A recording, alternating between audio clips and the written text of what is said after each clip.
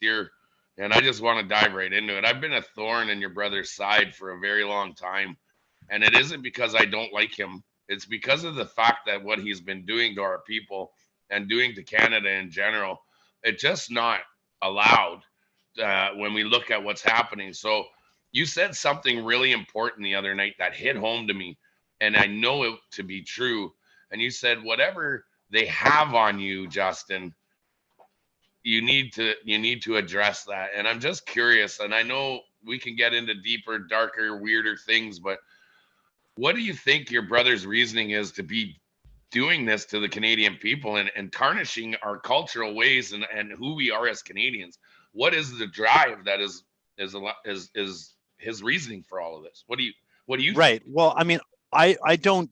I'm going to start by saying, like, Justin is, the leader of the Liberal Party, and everything that's coming out of his mouth right now is written. All of his tweets are being produced by a team.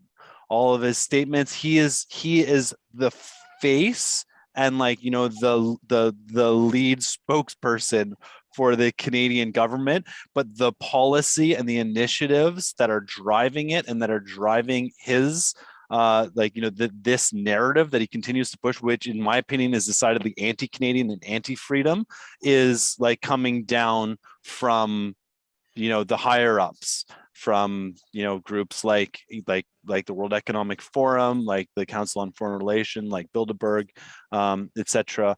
Then and they recognize we need to have these strong kind of agents within governments. And I think one of the things we've seen is all around the world we have, I'll be frank, weak leaders, who are able to like act as kind of spokespeople. And he is not speaking from his heart. I don't honestly believe, there is not candid, there's no discussion. This is why he's afraid to, or this is why he's not being allowed to actually engage with the Freedom Convoy and with these people, because there's a lot to unpack here, and there's a lot of serious questions. And the truth is easily debated, but lies can't be debated. So it's like you No. don't even enter the debate when you were dealing with lies. Facts. So Yeah.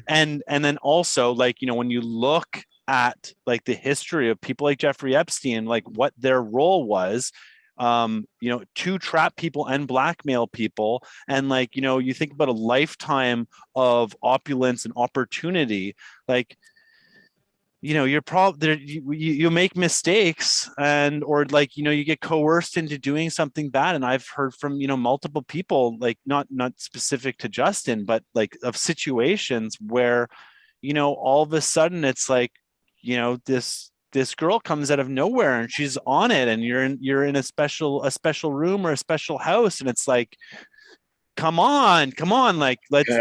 let's do that. Oh, you're married, but they're pushing, and they're trying to make something happen. And this is how, when a camera's on there, then it's recorded, then you're blackmailed. And so blackmail is a very powerful tool. And I'm not suggesting, I don't have any evidence, I'm not saying anything, but generally, if we know that whole infrastructure is in place, to keep people in power accountable and on narrative.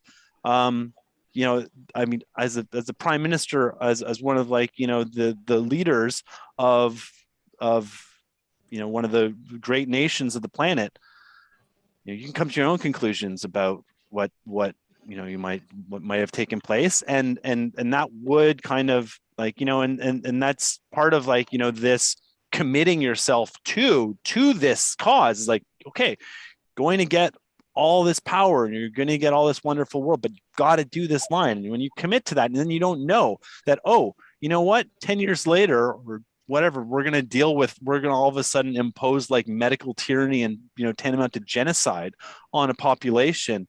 Man, I didn't sign up for that. Well, it doesn't matter that you didn't sign up for that, because you're in it now. You've got to do it because we've got you by the balls. So Right.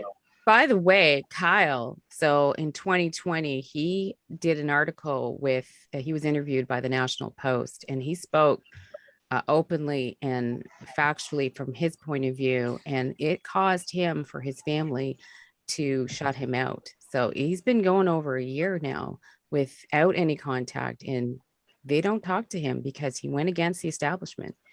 Yeah, So and that article too, like that was like an interview article that I did with like a reporter, and then obviously they cherry picked like what they want, and I'll be fair to them, they did a good job. They didn't like I told them I was like, I'm going to talk about Event 201. I want you to know about Event 201, and like, but I guarantee you try and put it in your story, like just try, it's not going to make it to the publishing.